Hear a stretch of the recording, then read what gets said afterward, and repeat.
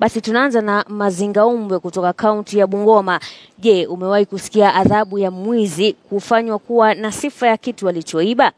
Basi mtu mmoja aliiba kuku huko Bungoma na mganga akafanya kuku huyo kulilia katika tumbo lake. Najua huniamini, lakini ukitazama taarifa hii ya Robert Wanyonyi utashangaa zaidi.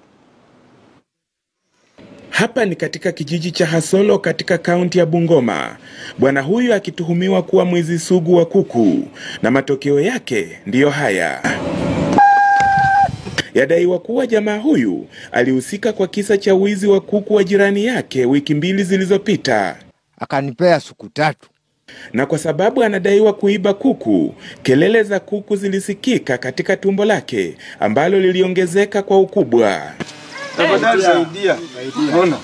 Mambo yalionekana kuzidi unga hii leo wakati jamaa wa mshukiwa walipoamua kumbeba mzima hadi katika boma la mganga. Kama kuku zinaungurumia kwa tumbo, hata tukashindwa huyu mtoto kuku zinaungurumia kwa tumbo, kuenda kwa nyumba yake tunapata kuna manyoya ya kuku